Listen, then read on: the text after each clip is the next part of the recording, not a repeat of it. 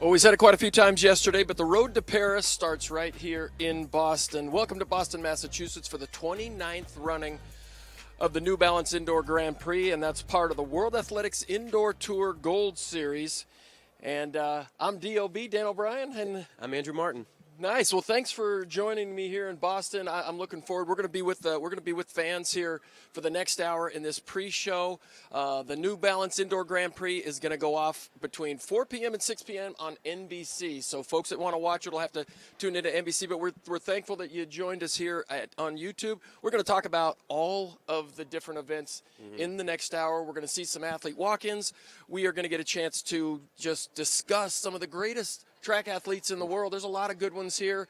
I'm looking forward to it, Andrew. What are you looking forward to? I mean, where do you start? We talked about it last night. There's just so much star power here. We've got Olympic gold medalists. We've got world record holders. We've got the biggest names in track and field right now. So we're here, see what happens in the early parts of the indoor season. I mean, we've seen so many great times in this meet as well. If we rewind to 2023, we saw a world record here. We saw none other than Femke Bol from the Netherlands break the world record in the 500 meters, and this is technically a world best. We're working on the exact definition, but she ran 1 minute and 5 seconds, which for the 500 was the first time anyone's ever done that. So this track is super fast. Last year was a highlight reel, and what are some of the other things we saw last year? Well, Aaliyah Hobbs had a great breakout to the start of her season. She ran 7:02 here, and then she would go on to break the American record in Albuquerque just about a month later. And of course, who can forget Noah Lyles, who, he kicked off his season right here at the New Balance Indoor Grand Prix, and who would have known after that performance last year running 6:51, he bettered the time from the year before, but then he would go on to win 3 gold medals at the World Championships later that summer. Yeah, it was a great kickstart for him. I think he gets so much confidence from this early season. It's training. He's told me it's sort of being thrown to the wolves because he admits he's not the best starter. He's worked on it endlessly, and seeing that return on investment for his time is what paid off in the outdoor season. So getting your feet wet with the 60 can pay huge dividends later in the year. And so I think that looking back to last year, he gets that confidence moving into this year. He could potentially take that to the outdoor season. And given that it is an Olympic year, we're talking the best of the best are going to show up, and that brings competition. And this is just super exciting. It's just so great to be in the stadium. There's people trickling in, athletes warming up. There's a real buzz in the air. It's just so exciting to get people back on the track after a long winter.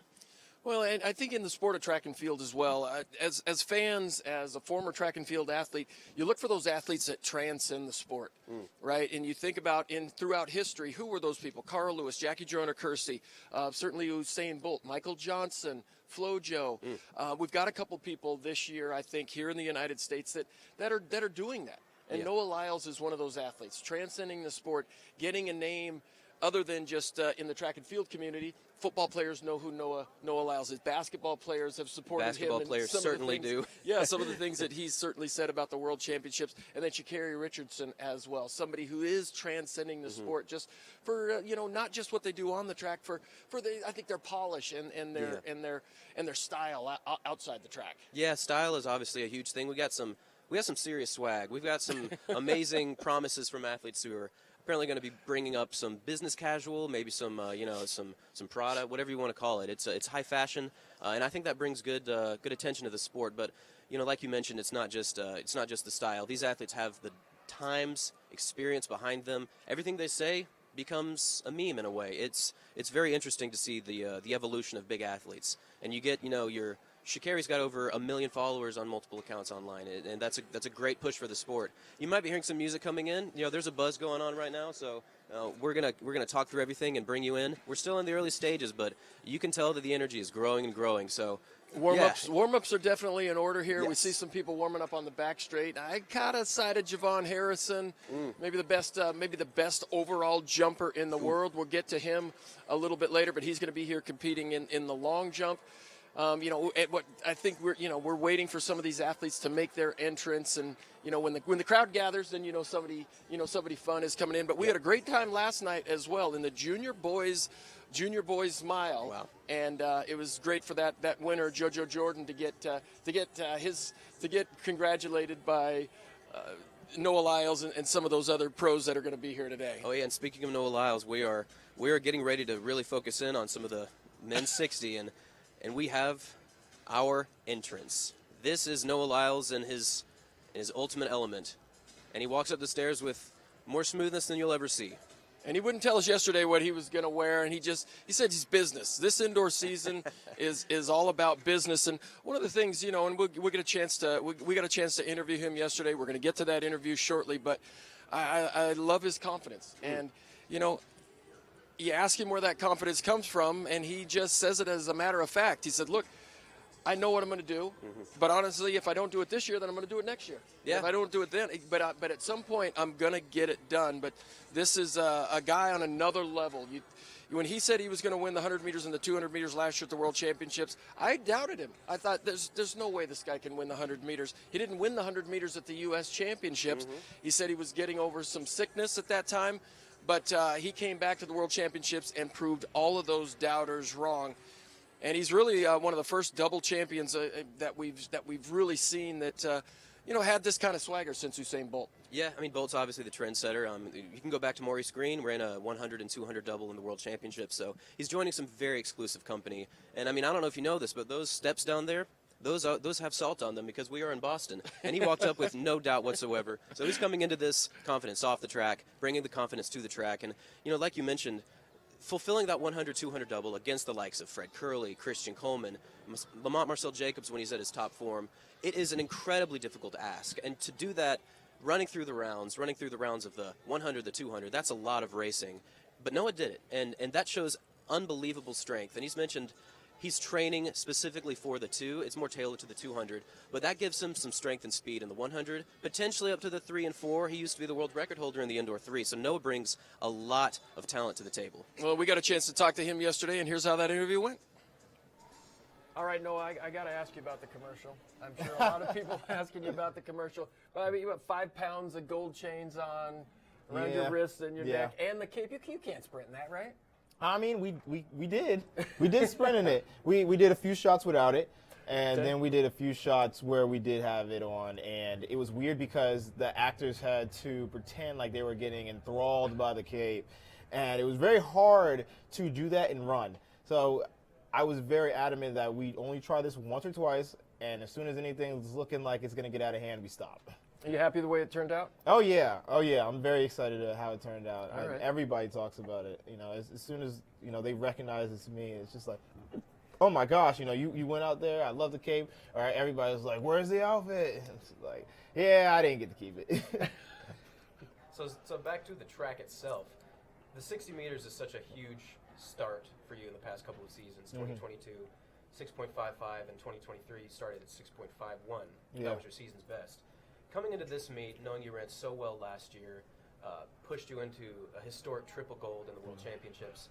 What are your expectations and what are your thoughts now that you're back in Boston running the 60 meters? I'd say that the expectation is always the same. I'd like to improve on my acceleration. I'd like to improve on my start. I'd like a faster time. But again, it's, this is my second meet of the season. I'm not expecting to wow the world, and if I do, that's great. But if I don't, that's also fine.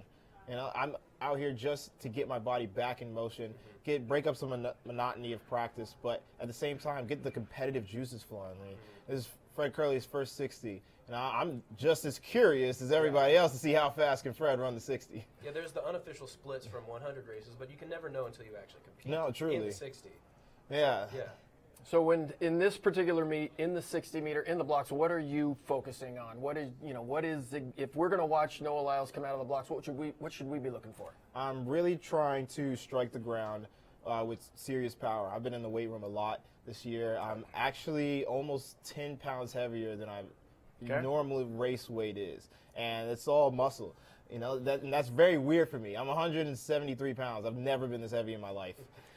Did you just recently find a love this season for the weight room? Because I've noticed a lot of your Instagram, you're in there doing power cleans and getting the work in. No, we've always been in the weight room. Okay. It's just this year has been very big. My coach has been like, there's not a lot of places that we can make up on the track anymore without adding a lot of power.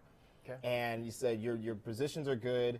You have great top end mechanics. We just need to get stronger so that we can put more power into the track to go faster. And he said that's just where we have to make it up now. So you have the power right now. You're getting that early season base.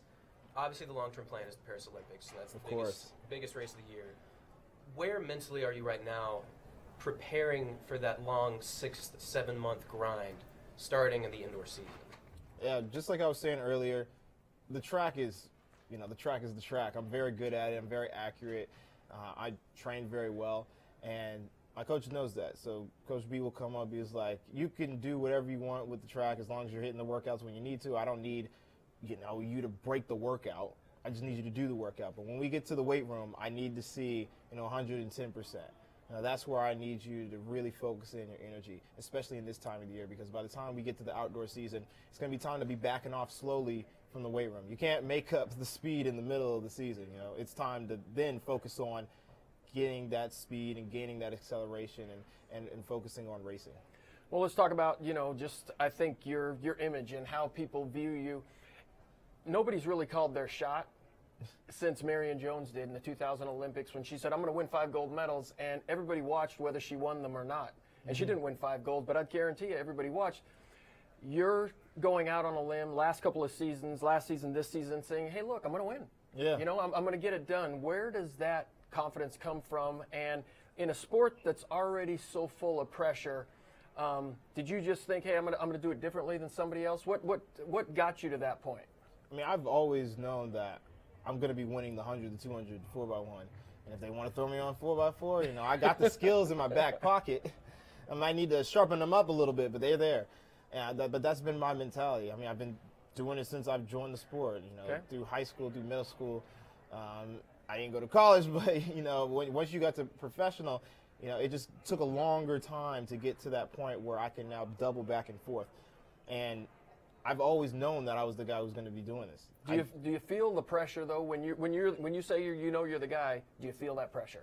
No, because I just know it. It's just me. Even if I don't do it, I still know I'm that guy. I still know I can come back again and do it.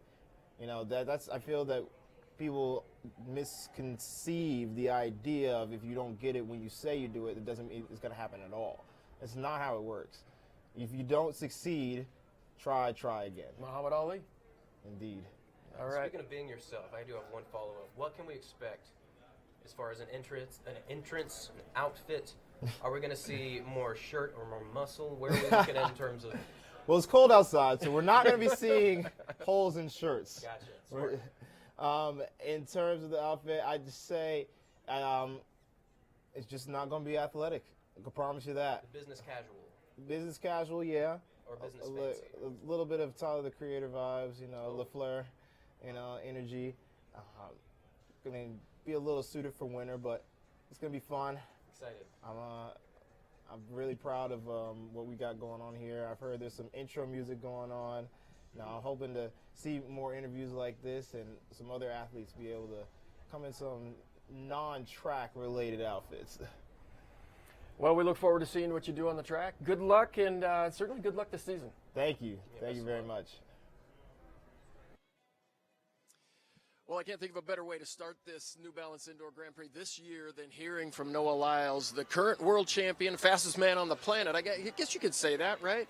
Yeah, I mean, the title of world's fastest man mostly focuses on the 100, which he earned last year. Tied the world lead at 9.83, and he also won the 200, so he earned that title very well. But jumping down to the 60, it is a completely different ball game, and it's all about that start, that power drive phase. And we've got some heavy hitters in this race. And we also wanted to mention right now the world record is 6.34 by Christian Coleman, who opened his season yesterday at South Carolina, ran a 20.67, so he's now in the mix. He's not in this race, unfortunately. We'll have to wait for that showdown. But we have some heavy hitters in this race. We're going to start with 2 opening heats in the men's 60. And in the first heat, we have the 3rd fastest 60 runner of all time, and Ronnie Baker. 6.40 is moving, and he ran that time in the exact race when Christian Coleman ran his world record in Albuquerque, New Mexico. And the first heat's going to have Noah Lyles as well. Heavy hitter at 6.51. That's a very impressive time. That 6.5 barrier is not easy to break. And these athletes are looking to do that in both heats, honestly. Well, and Ronnie Baker, he's one of those guys who I think sometimes has come across as a better indoor runner than an outdoor runner.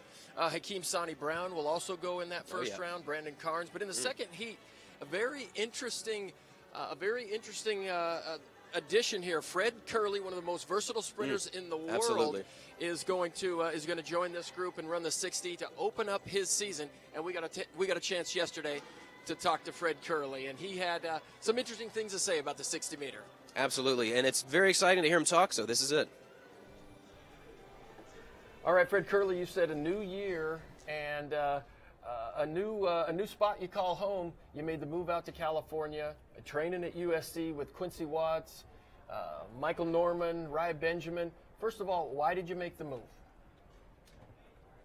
I feel like for that reason, it was time, like, to make a move. And like, Olympic year is important. Like, World Championship is cool, but nobody want to miss Olympic Games.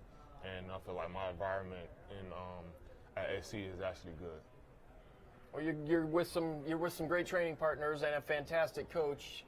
Talk about that team just a little bit. How do you like it so far? You seem very positive on social media, so tell us about it. I actually love it so far. We all been feeding off each other in training, and one day they get me, and one day I get them. So it's actually training with some of the best in the world.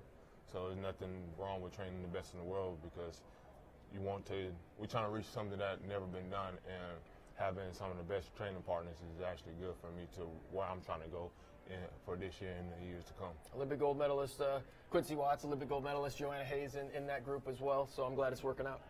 Yeah, Fred, your resume precedes you. You're one of 3 athletes ever to go sub-10, sub-20, sub-44 in the big sprinting events. Training partner Michael Norman, one of the other 3. You're taking that extremely high-profile running. Now you're bringing it to the indoors. You're running in the 60 for the first time ever, in the open 60. Talk to me about this move being a new move for the Olympic year. What are your expectations, and what do you see yourself ultimately performing? Well, I'm trying to go somewhere no one ever been. So that's where to touch indoor to get some reps off where I can actually prepare myself better this outdoor season. Mm-hmm. And you look at the 60 as a building block to the 100 and the 200. Moving into the actual Olympics in 7 months' time, how do you see yourself using this as a springboard for the rest of the season? I feel like indoor preparation for the outdoor season. So it's actually a test for your coaches to see where you can improve at for the outdoor season. So indoor is actually good for this upcoming season and upcoming move. Switching coaches I feel like indoor needs to be on the book this year. Well, we feel honored that you are running the 60 here, because you said it's your one and only. What's your outdoor plan look like? When do you think you're going to open up outdoors, and how's that build up? So the crazy part about it, we already set the outdoor season up. Okay. So when that happened, it happened. But we already set the outdoor season up. So hopefully I'll start up and running actually next month, to be exact. It's let's go back to Tokyo 2021. You get edged out. For the silver medal, and it's interesting because the Olympic champion, he gets to hold that title for 4 years. All right, what were your feelings on that particular day, and do you use that to drive you each season? I feel like losing by that much in 2021 only prepared me for these coming years. You know where you need to be at, and switching from an event from the 400 to the 100 in 3 months' time, no one ever done that. So, and difficult to say, and I got a medal from them games. So if I got a medal from them games, I know I can be on the top of the podium come 2024 this year. Speaking of Tokyo, you're a very well-traveled man. I've seen so many different places that you've been, from the European circuit to a very interesting mini doc you made with ASICS in Tokyo. What does it mean for you to be traveled, and what are the favorite places that you like to visit? I feel like everywhere I've been to, in this part of my career and this part of my life, it's actually a blessing. Like, not too many people say they travel the world in their sports. Some people just stay at home, but I get to travel the world and do something that I love to do. And my experience this far is totally blessed. And every day I get up, I know I got a job to be done, because I'm motivating the next generation of kids and athletes. Well, you talk about that. We talked about that just prior to the interview. That what does inspire you, and that is motivating kids and athletes, and letting young kids around the world know that they can accomplish their dreams if they put their minds to them. Correct? Yes, sir. Like, the next generation is the future of our sport. So it's like for us, the veterans or the pros, to make sure that we're doing everything right before they can do the same thing or even better than us. Fred, I want to ask also, a man of some mystery. You know, you're a man of short words at times, and your running speaks for itself. I'm wondering if you have a message for the track and field world in general as to what to expect in this 2024 Olympic season. It should be amazing. Crazy times will be put up, and I plan on being on the top. We look forward to watching you run, Fred. Thank you. Thank you.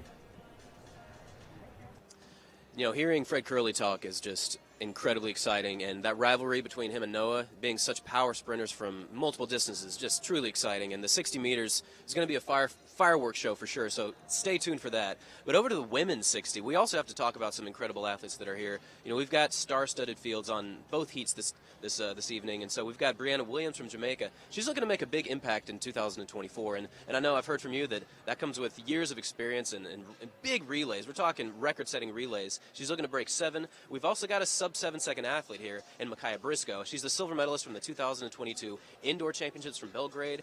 I'm just very excited to see this 60 happen. But it's not just the 60 that's going to see some fireworks. The 300 meters, a rarely run distance, has some star power as well. Oh, absolutely. When you think about the 300 meters here to start the season, Gabby Thomas is making the New Balance Indoor Grand Prix really her starting point, a little bit of a tradition. And yesterday we got a chance to run into her, and I just saw her coach Tanya Buford Bailey over there. She and I were on 3 World Championship teams together and an Olympic team, so part of the TBBTC.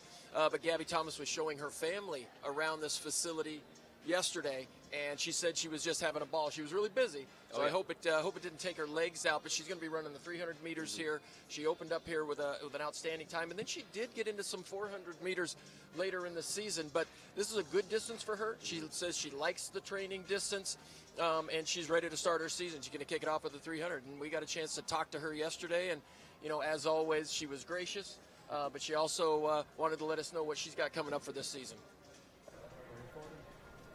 So Gabby, I know you're very familiar with this city, this arena, as a New Balance athlete, but also as a post-collegiate graduate student.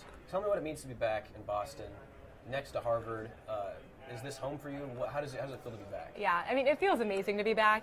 This really is where my career started. It's the foundation of my career, just being in Boston. I grew up running here in high school. I went to college and ran here, and that's where I fell in love with the sport. And then I developed a relationship with New Balance and became a professional runner here too. So yeah, my heart's really here. What are you most excited about? I think this weekend you get to tow the track for the 300 meters, Yeah. but it's so fun though to bring your family along. You're a tour guide. I mean, Yeah. you were showing people around today, and I saw you in the hotel lobby, and you said you had a really busy day. So Yeah. what does all that entail? Oh man, yeah, I mean, it's a lot, but it's so much fun to be here. Like you said, there's so much here, especially at the track. I mean, I was showing my whole family and friends around today because it's so exciting, and there's a whole VIP Hall of Fame there. We have the Sports Research Lab, and then you have just the city of Boston itself is so much fun too, and it's really nostalgic to be back here. And it's tradition at this point. I come here every year now and I run the 300 just because it's so much fun, and the energy here is so much fun. And it's also a really good marker for me for where we are at training. At this point, I'm doing it every year. It's consistent, so I like to see where I'm at, and really just have fun, have a good time, put on a show, and it's like a party for everyone here.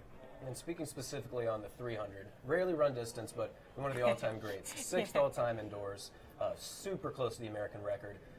Where is this race falling in line for you in 2024, building towards the Paris Olympics? It's a really fun race. So I started it because it's a really fun distance. It's just a little past the 200, so it's not too painful, but it's just at that painful threshold, and it's not quite a 400. So it's a really good distance for me. Oh, it was like a hurdling. And yeah, it's also just a very, very competitive race. So it's fun because you have a mix of 200-meter runners and 400-meter runners, and so it's fun to see how we compete in different racing strategies. And for me, it's just a good checking point on the journey to Paris. And so we'll see how I do. We'll see what my fitness looks like, how my speed looks like, and then we'll work from there. Well, I got a chance to see you run a 400 meters and a 4x4. I think it was the Texas Relays last year. But the 400 meters was an event that got people talking a little bit. Hey, you know what? Maybe this might be a race where you could run 49 or 48 seconds.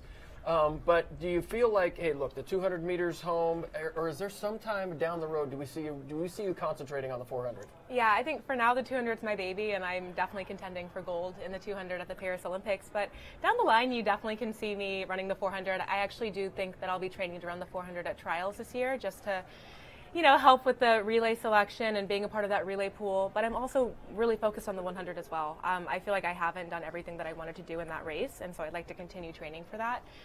But yeah, 1, 2, 4, not a one-trick pony. I like to be a 3-event pony, so I'm training for all of them. Well, let's talk about your training group a little bit. What is it? The TBBTC, Tanya Buford Bailey Track Club. Tongue twister.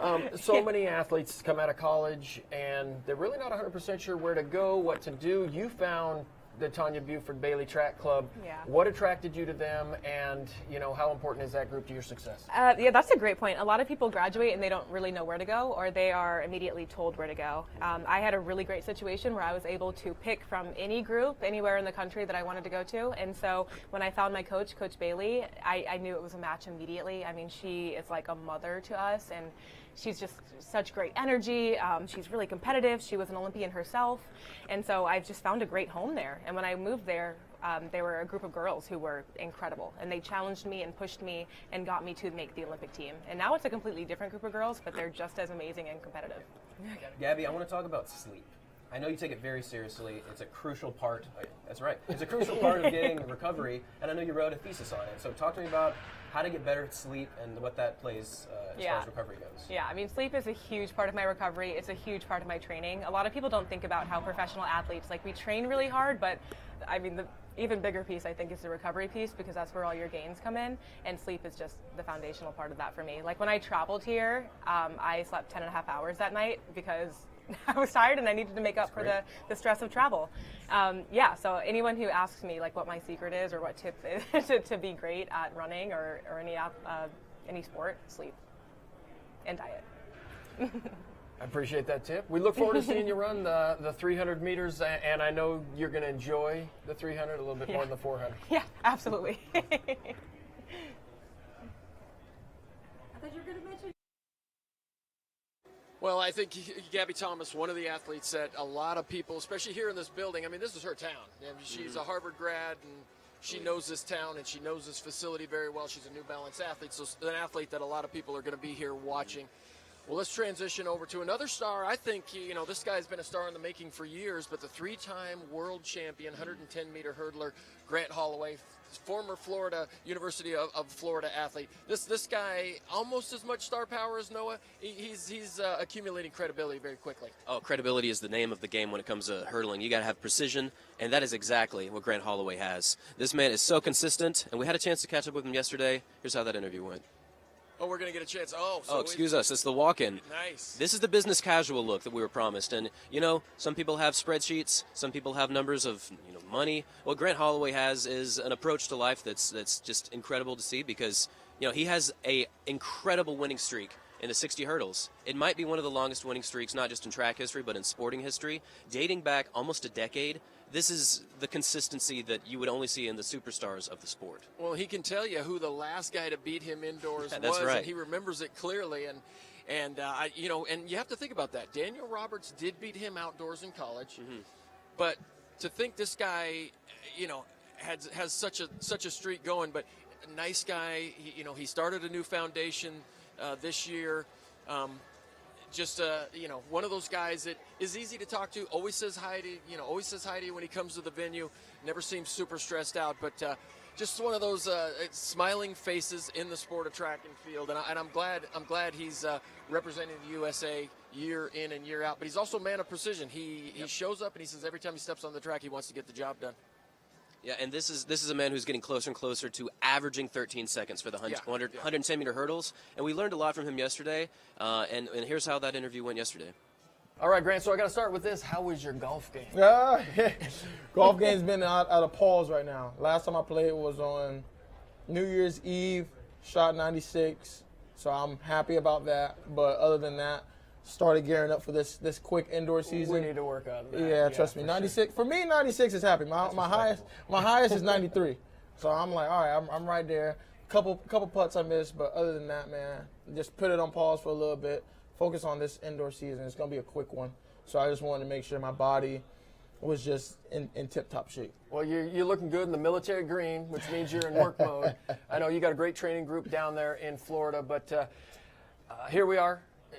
New Balance Invitational, New Balance Indoor Grand Prix. You know, a lot of people gunning for you. You come in as the favorite again. How do you feel this time of the year? I feel great. You know, with the training that I've been doing, with the changes I've made, I think this is going to be a great year. Obviously, it's an Olympic year, so you know you have your focus on that. But just let alone just with the changes and how fall training went and everything. Like I'm looking forward to just getting out there on the track and just ripping it up. And speaking of ripping it up, I got to bring it up because it's amazing. You probably have one of the more underrated winning streaks in history. And Dan here was giving me a little background on the 60-meter hurdles winning streak. According to World Athletics, it goes back to 2014. All right. We're talking a decade. Is that still something that you're aware of that you want to maintain as the world record holder as well? Where does that, since 2014, you haven't been beating Isaiah Moore was the last one. Isaiah Moore. Yeah, South Carolina? Yeah, there it is. Okay. Okay. So, I mean, yes. I mean, it's every interview now. It's it's brought to attention. But for me, win, lose, or draw, this meet is a stepping stone towards World Indoors. You know what I'm saying? So, like, I could sacrifice losing any meet if that means I get to win any outdoor championship or any indoor world championship in that sense. So, I mean, yes, it's in the back of my mind, but we use this as a stepping stone to get better. You use the races that you do in March to get you ready for June, July, August, that postseason stuff. So, I mean, my goal is, of course, to come out here, run a fast time, run a respectable time, run a great season opener because, usually when you have those great season openers, that sets the tone for the rest of the year. Well, you are the world record holder. How do you improve on that? What is it that you're doing on a daily basis with Coach that makes you a little bit better? Yeah. The thing is, for us, it's always fine-tuning what we do right. At World Championships, through the 60-meter, they had me at 7:26. So I know I can go faster. Sure. It's just in order just to put the race in together. Now, in that race, I ran 12:96, another respectable time. So I'm happy to see, those splits. I'm happy to see those splits, continue just to go. But for me, it's just continue just to figure out, ways to fine-tune my race. And we're going to have a respectable field tomorrow. You got Trey Cunningham, you got Daniel Roberts, you got Cordell Tench. I mean, let alone just from, the years of hurdling, obviously, we've always had one or two of those in the World Championship final. So I'm looking forward to this year. Obviously, tomorrow is going to set the tone for it all. I want to go back a few years to Tokyo. In that race, you were the favorite, the perennial winner for months beforehand, and ultimately you were out-edged by Hansel Partridge from Jamaica. But you have bounced back so strong. 2022 world champion, 2023 world champion. You're looking back on that day, what did you learn from that loss that's brought you into the new Grant Holloway of 2024? Yeah, I mean, I was a young Thundercat, 23 years old, I want to say at the time, 26 now. Obviously, the maturity, obviously the travel, obviously just everything. I'm a little bit wiser in that aspect. And Dan knows for hurdling, the older to get, the better you get.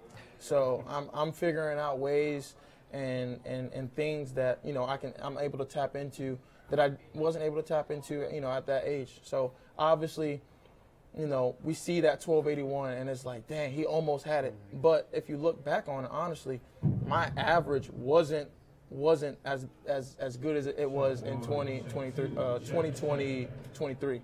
So now I'm just figuring out ways to continue. I think my average then was like 13:10.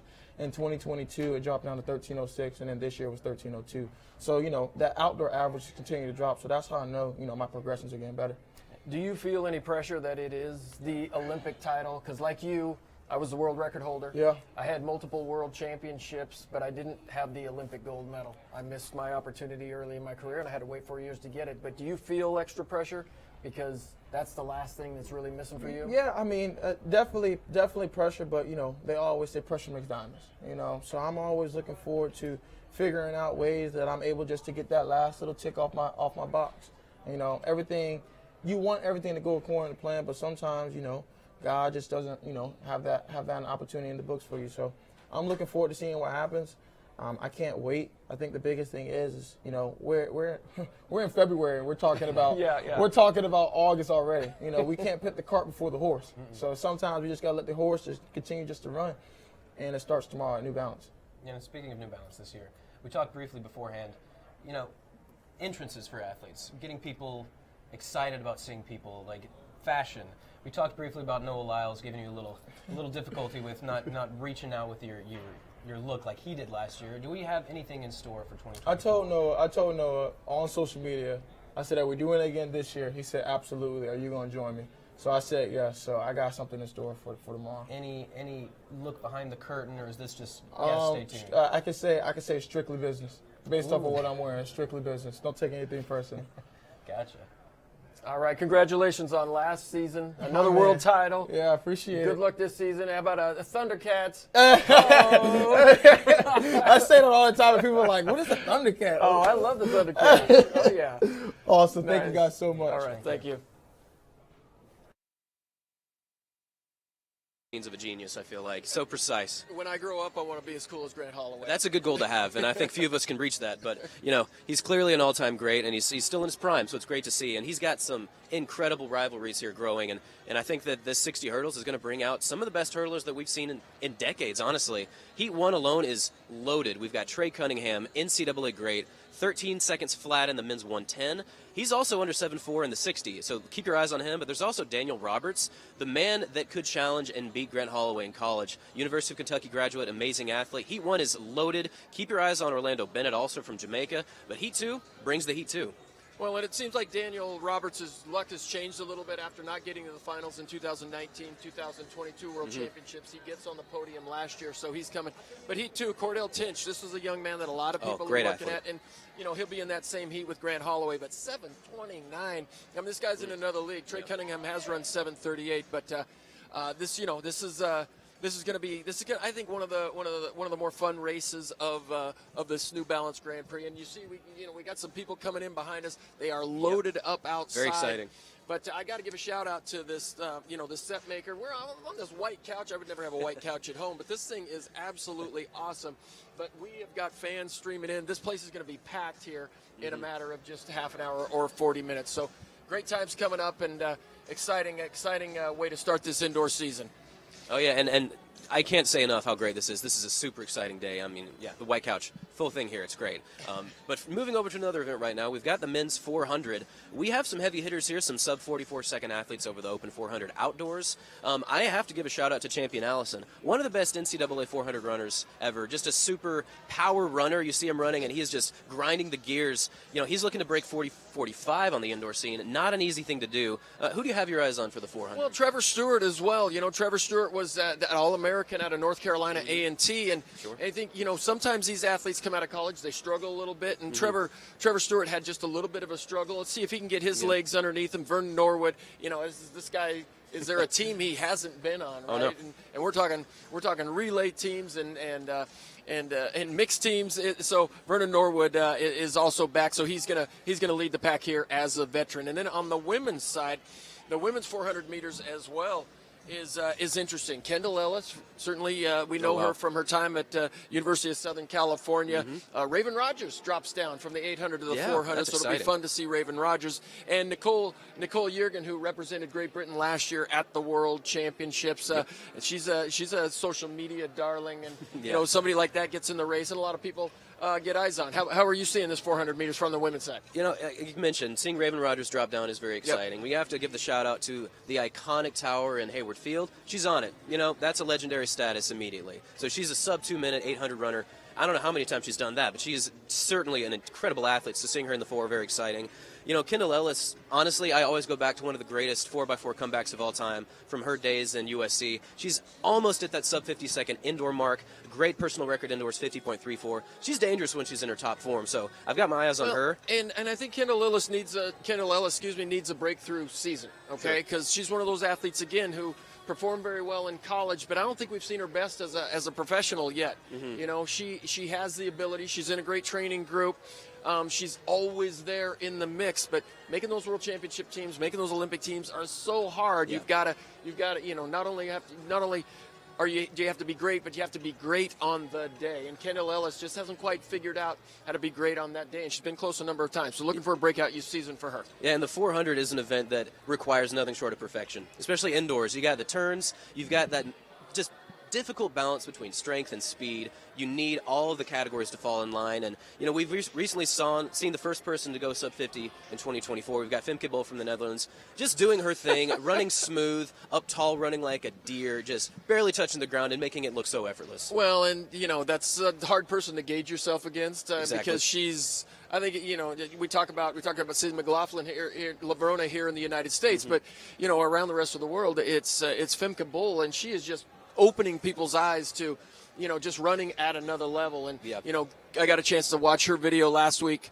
And no, she looks really, really smooth. And then to see her what she did at the World Championships, she falls in the mixed relay, comes back, wins the 400, and then has a great 4x4 relay to cap things off. So the season is off and running, and it's really exciting. So let's shift back now to the women's 60 hurdles.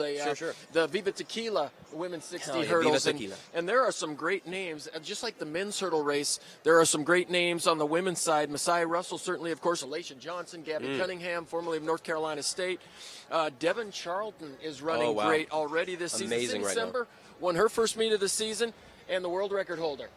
She's in the house. Oh, man, Toby Almosan from Nigeria. She is here. She is looking to just showcase more talent. I mean, that women's 60 hurdles is going to be a star-studded event. But let us shift over to the women's 800, arguably one of the most grueling events in track and field. As a decathlete, can you confirm or deny that?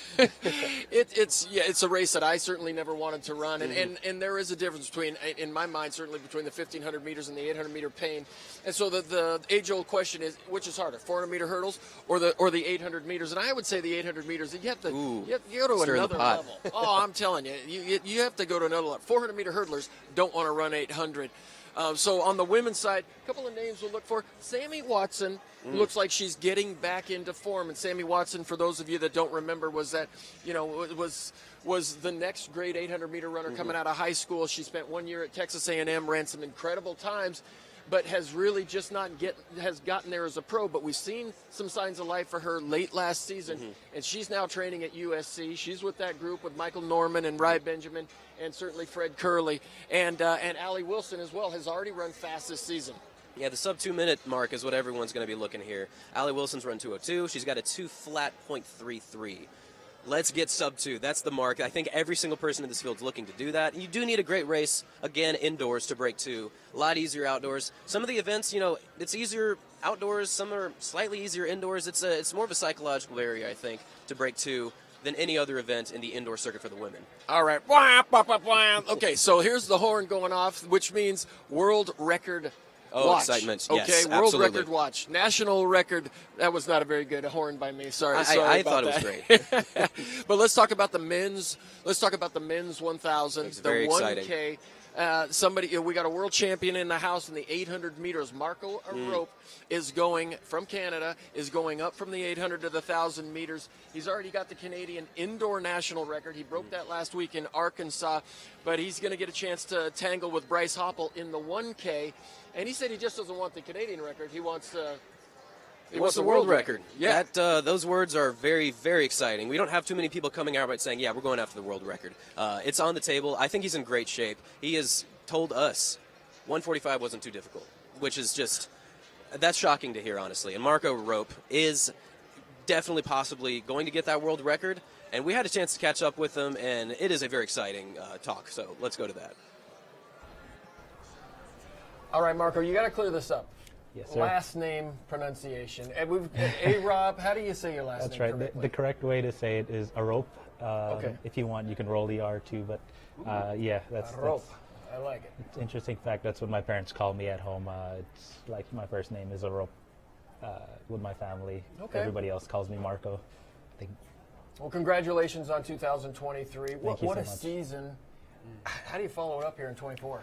the only thing that could beat a world championship gold medal is an Olympic gold medal. So that's going to be the goal. I think it started in the fall, and we've been building. Just looking for great momentum starting this indoor season, and hopefully getting into outdoor season with the same energy. Speaking of indoors, I mean, you've had a red-hot start.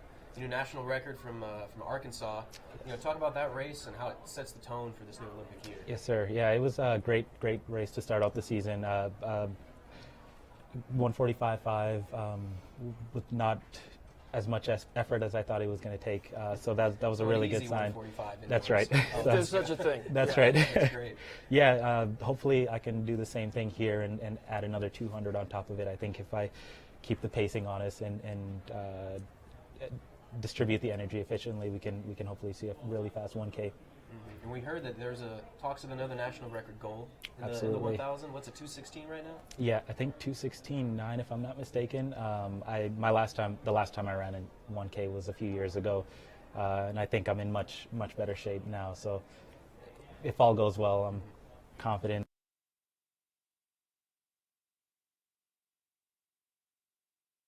Is just an absolute legend in my mind. You know, that 1,000 is a difficult race, and 2:14 is the world record from Suleiman from Djibouti. You don't get to talk too much about athletes from that country, so a very difficult record, and yeah, what an exciting day to watch. You gotta love live TV, right? It's like you coming back, and this is fun. I appreciate being here, and I appreciate your expertise and your YouTube channel is one that I watch all the time. So, let's keep jiving here in the distance races.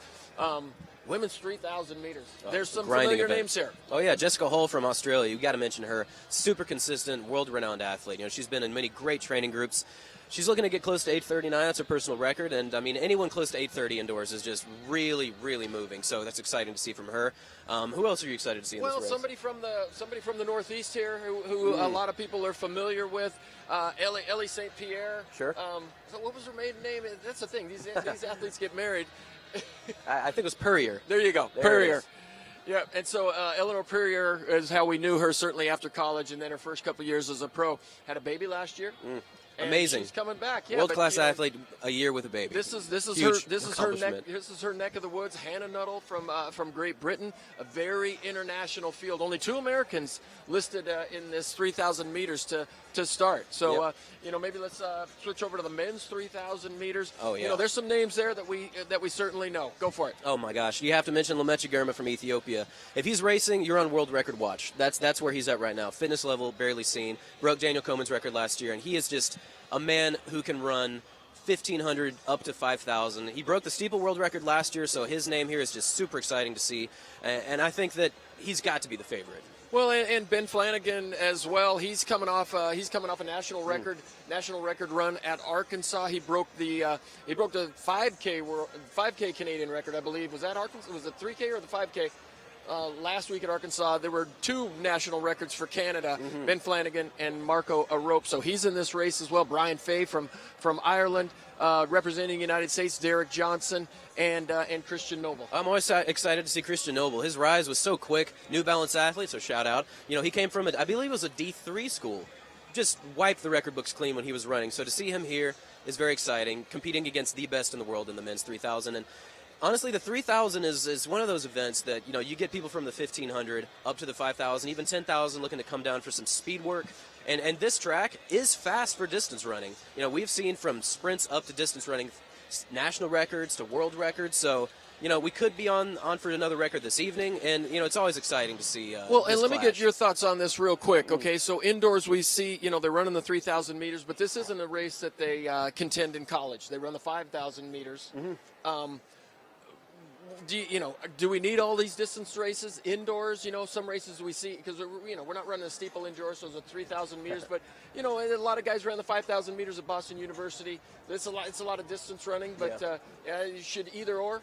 I mean, it's a tough call. You know, I think when it comes to championship moments, it's good to have not 5 or 6 entire distance events. As a distance background athlete, you know, I'm all about the distance events. Shout out to distance running. But, you know, it's hard to say exactly what should be on the international schedule, what shouldn't be. And one event that certainly should be is the men's 1,500. Oh, yeah. We've got a powerhouse lineup here. We've got some world champions. We've got some national record holders. And we've got some exciting athletes bringing the flair, such as Craig Ingles. Always an exciting athlete to see. The mullet's in the house. I love it. Shout out to I the love it. mullet. Bring the 80s back. And the youngster.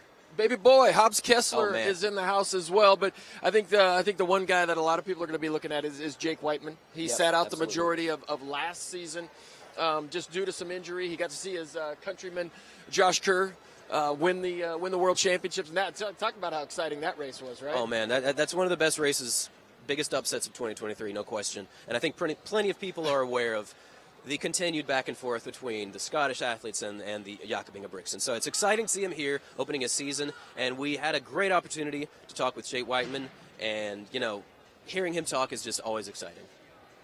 Jake, you said you missed this meet by a week last year. Take us through that. Was that a tough time for you last season? Yeah, I was out on training camp in South Africa and I had an accident in the gym, and that was the last week I was there, and I was coming straight here from that camp. So it was going to be the first time that we'd race on this track, so that was one of the most disappointing things. And then watching at home and seeing how fast everyone ran, and knowing that it's probably the funnest meet of the year for us. So yeah, that was a point that was tough, but I knew that I was going to get over my injuries for the summer, and then unfortunately one thing led to another, and my whole 2023 calendar year just didn't seem to go how I hoped. Well, you got to have a lot of excitement then this season coming in and racing. Yeah, I think if I was to choose which year I had bad luck and was going to miss, it would be 2023, as long as my 2024 went smooth, and at the moment it's on track to do that. So I'm optimistic that I can have my best year this year, which if it goes well I'll forget about last year pretty quick.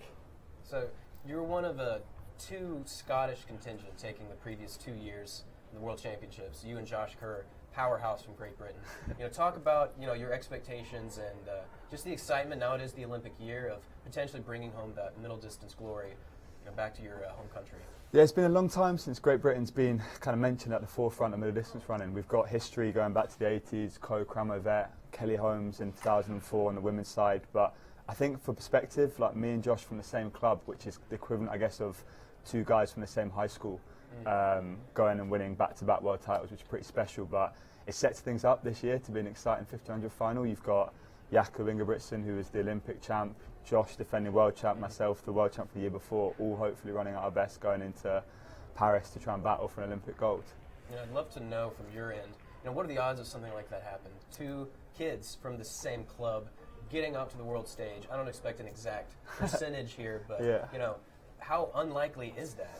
Yeah, it's we're different ages, so it's not that we're the same year, but I guess it's testament to the people who are involved in the club and within Scottish athletics that they helped nurture our development so well that we managed to have a trajectory from kids to be able to reach that point. I've always known racing Josh for nearly probably 10 years now that he was going to be capable of something like that, and I've always believed I was capable of something like that. So I think it kind of, you push each other on and you end up, one of you achieves something, the other one goes, well, he's done that, therefore I can do it. And you end up just getting a snowball effect where you get better and better each year. Well, I got to thank you for sitting in my seat last year a couple times when we were up in Media Row, because you sat in the 5K and the 10K. But you spent a lot of time up in Media Row at the Budapest World Championships. Is that something you liked, or did it hurt you to look down there on the track thinking, I need to be down there? Or did you enjoy your time in the media?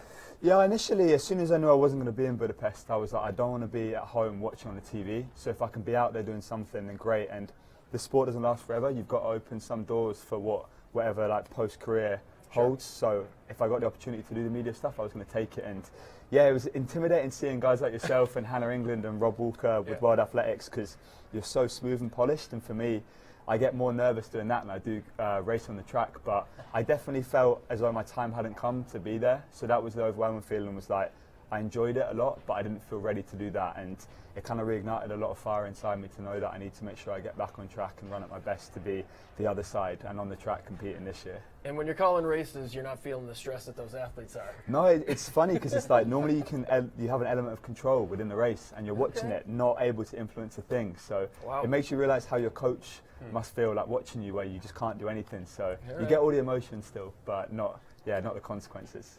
So you mentioned you're back home here at New Balance in the beautiful arena.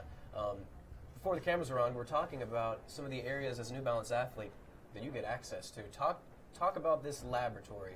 What's going on here?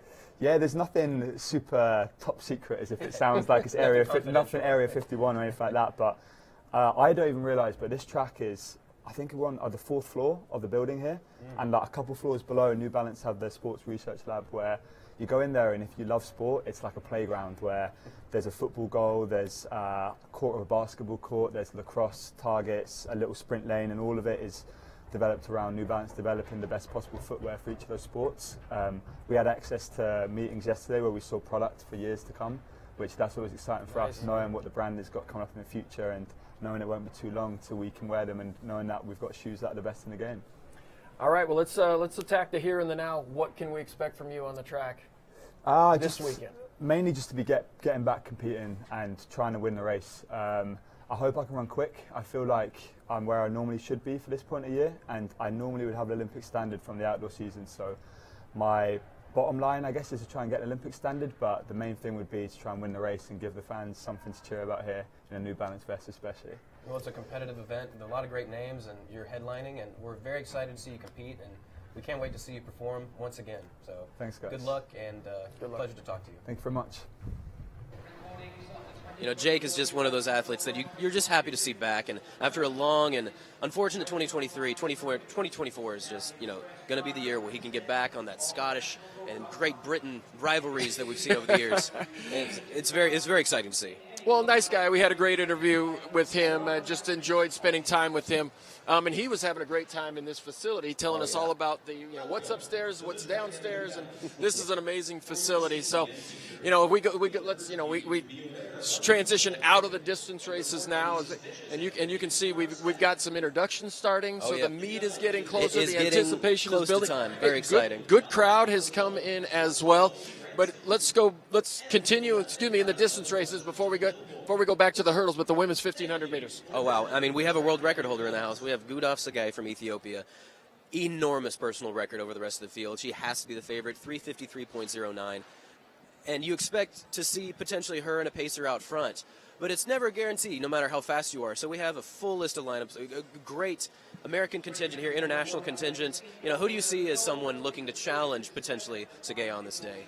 Well, and traditionally, the Ethiopians have really dominated the distance races at this meet. It used to be held in the Reggie Lewis Center. And like you said, this is the 29th year of the New Balance Indoor Grand Prix. And for a lot of years, we were across town, and Ethiopians were breaking records and winning there. And so it's exciting to see the Ethiopians now in the new facility and in a marquee event like the 1,500 meters. But, some other individuals in this 1,500 meters. Kayla Edwards there for the United States. Yeah. Danny Jones, certainly. Lucia Stafford of Canada. But when you look at the personal best by Sagay, 3:53.09, it's like that's tremendous. Yeah, amazing. So we're going to shift over to the 60-meter hurdles now, and back to the women's side. We have, again, a huge list of greats here. I mean, world record holders, collegiate record holders. Masai Russell is one of the big names to look out for. And, we're going to get a chance to see her very soon. I think she's got to be one of the most consistent collegiate athletes, now moving professional, that I have ever seen. And she just continuously broke 8 seconds with ease in the indoor 60 hurdles. Well, in the journey woman, you talk about people who've been on the circuit for a long time, and in and around Alicia Johnson. She got the job done last year. Ran in a lot of races. I don't know if anybody ran more hurdle races last season than Alicia Johnson. But Cindy Sember, she started her season off with a win. Devin Charlton, formerly of the University of Kentucky, now representing the Bahamas. She and Masai Russell trained together at Kentucky under Lonnie Green. Got a chance to see Lonnie Green, and I think we're going to get a chance to see Masai Russell here walk in. There she gets. There she's out of the big SUV. But you can't miss her. She always wears a dark uniform, but one of the most popular on social media athletes last year in the collegiate ranks. She has got hundreds of thousands of social media followers, and she was one of those athletes that really battled it out for the NCAA title, both indoors and outdoors. Akira Nugent, who was another one of those collegiate athletes, still at the University of Arkansas. It's just so cool to see these athletes walking in. I mean, we really do need this kind of exposure on the sport to see it grow. And just powering up these stairs. This is a world-class athlete, just walking in and looking super smooth. And I'm so excited to see her showdown with Toby Amusan. She could run 5 seconds in this race. She's got so much accolades behind her. There we go. A little bit of dancing by Masai Russell. Love it. But you're right. We got a lot of great names in this women's 60-meter hurdles. But, Toby Amusan is somebody who, it really makes the event that much more exciting. Yeah, and speaking of exciting events, I am pumped to see the men's long jump. We've got an all-star here, and his name is Mr. Jumps. How can you not be excited about that? Javon Harrison, LSU athlete, now professional athlete, world silver medalist in the high jump, and he is also one of the favorites in the long jump. This man has seen the stratosphere every time he leaves the ground, an 8.47 meter personal best. just an absolutely astounding athlete. Well, and he keeps the controversy going as well on whether he should just high jump, whether he should just long jump. What would happen if he just concentrated on one rather than both? But he's probably the most well-rounded jumper that we've seen in the last 2 decades. I'm not sure anybody has ever done what he's done, both in the long jump and the high jump. Yeah. You know, we saw him competing mostly in the last couple of years in the high jump. That was, I think, was a little bit better event for him. Yeah. Because the level of competition has gone up in the long jump. Yeah. You know, there were a couple of years when the long jump, the guys weren't jumping in the mid 27s, but now they certainly are. We're seeing 27-foot jumps, not only from international guys, but from Americans as well. So Javon's going to have his competition really, he's going to have his competition set out for him here at this opening season. But it was nice to see him warming up. Yep. He looks fresh, and this is a really good place to long jump. Bouncy runways for both the men and the women. Yeah, the women's long jump also super exciting. We've got one of the most happy-go-lucky and talented athletes in the recent few years, Tara Davis-Woodall, and I think 7 meters is going to be pretty rudimentary for her.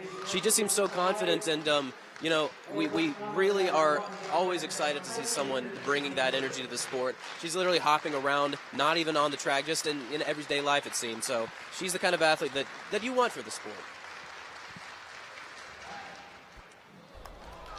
Thank you for joining us, Tara. Literally, in a year, you've shot up to the top of the ranks in the women's long jump. You're making 7 meters look attainable early season, but you already are off to a great start, and you threw some hurdles in there. You threw a twist on us, and all of a sudden, you ran hurdles in college, you ran hurdles in high school, and you set it aside for a couple years. You're up there in the long jump. Why go back to the hurdles?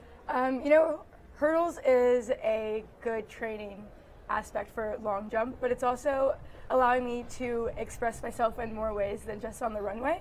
I love track and field, and I love just being an athlete. A little bit. And hurdles was one of my fun events, and not that long jump's not my fun event. It's very focused, and hurdles just allows me to just get some different training, get some speed work in, and it's so much fun. I love jumping over things, and I've gotten a bit of new speed on the runway, and so I wanted to translate it into on the track. Is it a serious endeavor then? It is and it isn't. I'm not putting any pressure on myself when I go out there and hurdle. I just want to have fun with it, and that's how I had fun back in the day. And I know it's an Olympic year, and everyone's like, what is she doing? But I really had fun with hurdles, and I'm just enjoying my time. All right. Speaking of having fun, there was one specific video on Instagram. I think it was a 7 or 8 step into a long jump where you appeared to be flying, and you were very emotional about that afterwards, which I'll leave that reaction out of it. Talk to me about what was happening there, and also about, is there any measurement that you actually Yeah, how far was that?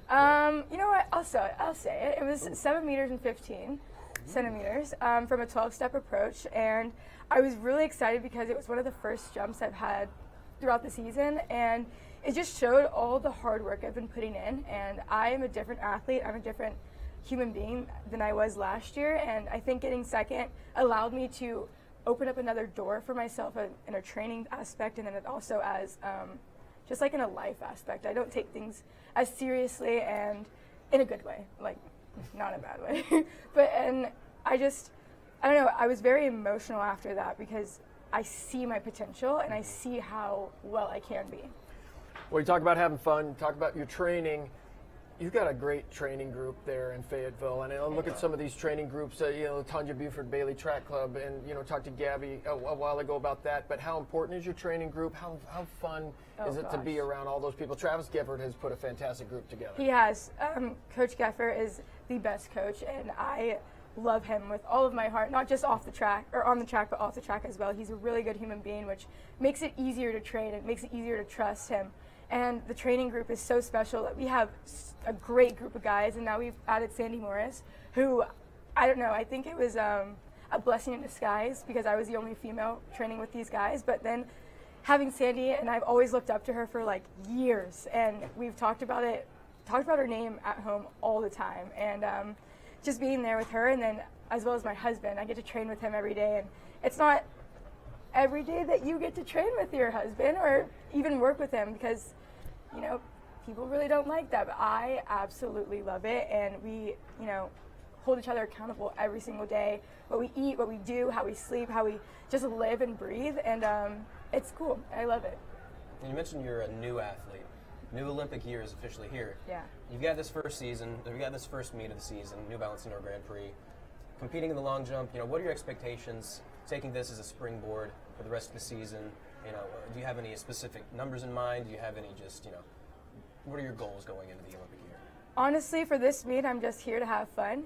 I'm going to dust it off, just brush off the rest real quick. Yeah. Get that competition, feeling back ingrained into myself. I know there's going to be a great crowd, so I'm really excited to, bring the crowd involved. This is just the beginning, and I'm just super stoked for the rest of the season. I want to go back just a few years. I guess this is more than a few years, but I recall a really broken Tara Davis in 2019 when you didn't make that World Championship team to Doha. I mean, you were just inconsolable, crying. And now, you're one of the top 2 jumpers in the world. Is it good to look back and say, hey, this is where you came from? Because I remember you were, I couldn't believe it. And then 2 years later, you're literally, dominating the sport here in the U.S. Is it okay to look back at that? It's definitely okay to look back. It's fun to see growth. Yes. And it's also fun to experience those life moments. And I feel like I've just grown up and I've matured since then.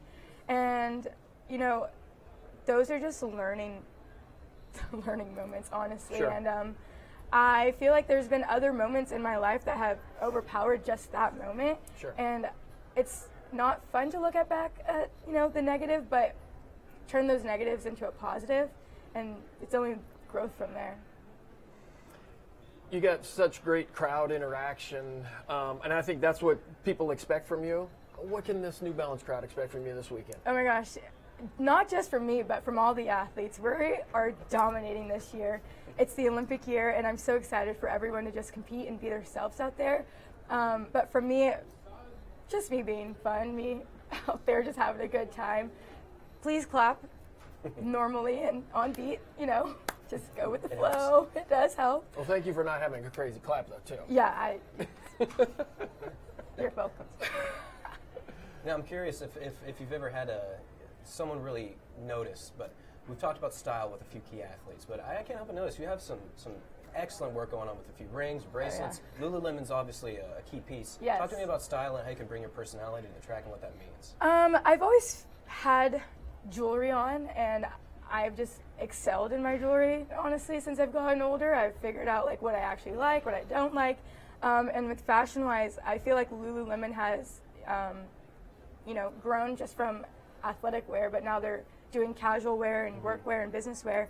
And I don't know, I get to express myself through my jewelry or my clothing. And today I'm wearing a bunch of things that I usually wear on the daily basis. I have some vintage rings, I have my wedding ring, and some farmer's market stuff. We're not trying hard enough. Yeah, you guys gotta get it together. I got you. Well, we look forward to seeing you jump. Good luck. Thank you, guys. You just gotta love the long jump. And it's such a crowd interacting event, and you'll hear probably in a few minutes. There's a lot of clapping going on, so it's a good way to get the crowd involved. And I think that we very much have the potential to see a 7-meter jump today. Oh, I think we absolutely do. And what's interesting is I love that she's a double threat now. Tara Davis-Woodall is a double threat. Oh, and here's the woman of the hour. Everybody else was in dark outfits. Oh, yes. There's Tara Woodall and her husband as they come up the steps. That's a nice outfit. Oh, that's lovely. You gotta love the classic all white, and you got the pearls to match, and headphones to match the rest of the outfit. I mean, it's great to see style coming in such class. This is really some of the best athletes that we have here. Well, and I can't imagine a more suited event for her personality. But I'll tell you, it's interesting talking to her and her husband. They're in a fantastic training group. They both got the eye of the tiger this season. I know Hunter wants a medal at the Paralympic Games. Tara wants the gold. I think she's been happy with her results in the last couple of years, but now I think she wants to be on the top step. So it's fun hanging out with her, but it's fun to see that kind of a talent in the event. We were not seeing 7-meter jumps on a regular basis, but I think we're going to see 7-meter jumps from her this season. Yeah, I think so too. And I mean, This is just so exciting. There's so much great interaction going on with the crowds right now. You've got, long jump going on. You've got the youth. The youth entering behind us, you got the youngsters coming in and making a name for themselves. They could be the stars of our sport. And, shout out to New Balance. Shout out to a beautiful arena. Shout out to Celsius. Make sure to grab yourself this is a cosmic vibe. I mean, it's definitely a vibe. The taste is there. So, I'm just super excited to be here and excited to see the race coming up. And thanks to certainly Viva Tequila Seltzer, but don't forget, as we go off air here, tune in to the broadcast Yes, on NBC, tune in. 4 p.m. to 6 p.m. Eastern time, and you can see rhythmic claps going. Oh, there it is. They're on the track. I want to watch this track meet. Oh, I know you want to watch this track meet. But we also want people to join us join us for the post show. Yes, immediately definitely. following the broadcast. We're going to get a chance to talk to some of these great athletes here on this beautiful white couch, and we're gonna talk about the races that we saw today. So please come back and join us. We want to thank you for joining us last night. But for DOB, Dan O'Brien, and Andrew Martin, thank you for joining us this year's New Balance Indoor Grand Prix pre-show.